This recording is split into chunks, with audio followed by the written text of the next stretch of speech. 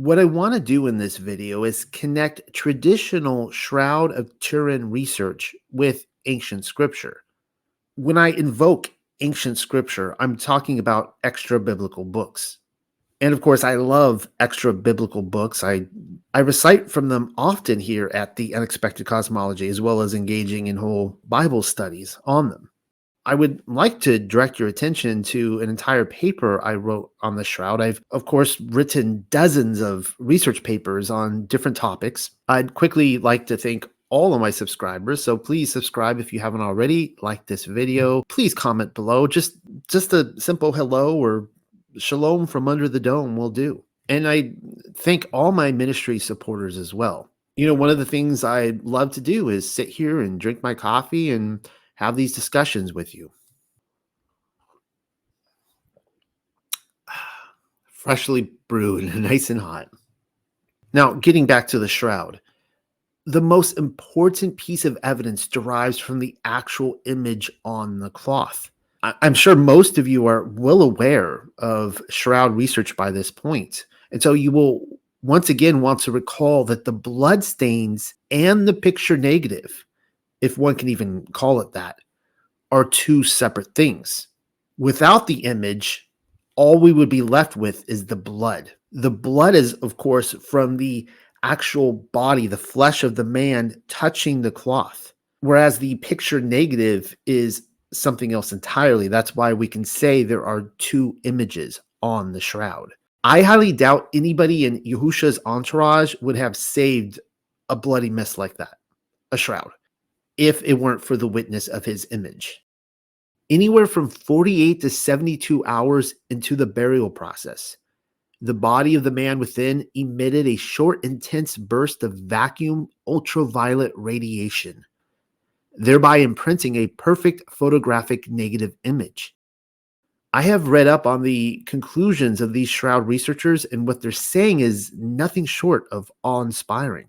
It has been argued by Italian researcher Paolo di Lazzara that the radiation was ultraviolet and that the instantaneous bursts exceeded the maximum power released by all ultraviolet sources of light available today. It would also require pulses having durations shorter than 1/40 billionth of a second. The intensities of these pulses would have to be on the order of several billion watts. His body became mechanically transparent in an instant, emitting light evenly from every three-dimensional point within, thereby imprinting an encoded 3D image on the front and the back of the cloth, as well as an X-ray. This is why the Shroud cannot be reproduced in any laboratory or art studio in the world.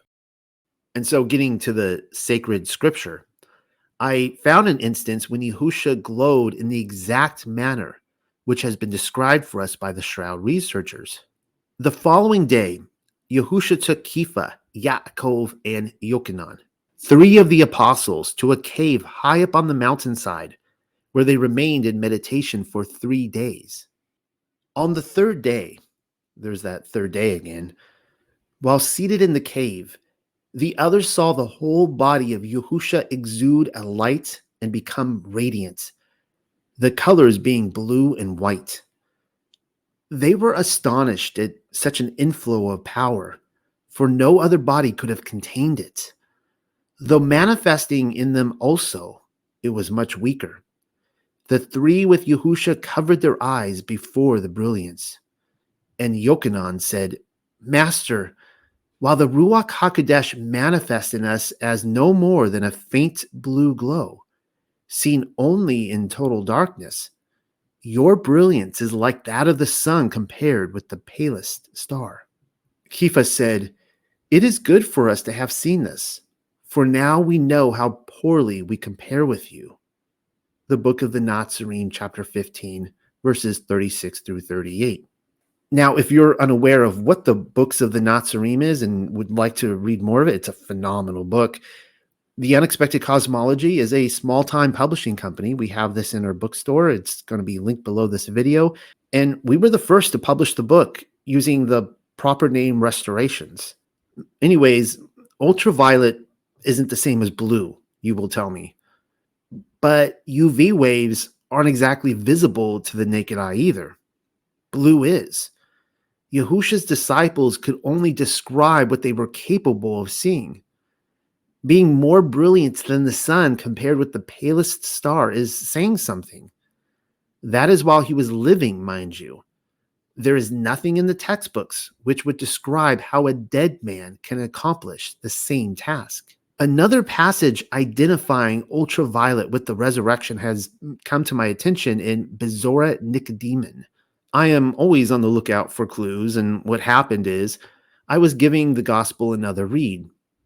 Actually, I was reading this to my family over Sabbath. How in the world did I never notice the ultraviolet reference before? Well, here it is. And Bezora Nicodemun, in case you're unaware, is the Gospel of Nicodemus. Quickly, the scene that is being described here derives from two witnesses, two men who were resurrected at the time of Yahushua HaMashiach when the earthquake came and cracked open the tombs and the dead were raised and came out of it. Well, these two were witnesses to Yahushua HaMashiach coming down to Sheol and breaking open the gates and setting the captives free. And this is how they describe his arrival. And they're being interviewed by the Yahudim, the temple controllers, who want to quickly squash any spreading of news about the resurrection of Yahusha. And so this is what we read.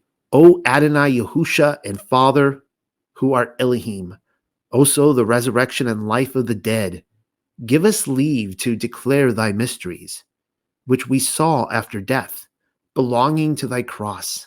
For we are sworn by thy name. For thou hast forbid thy servants to declare the secret things, which were wrought by thy divine power in Sheol.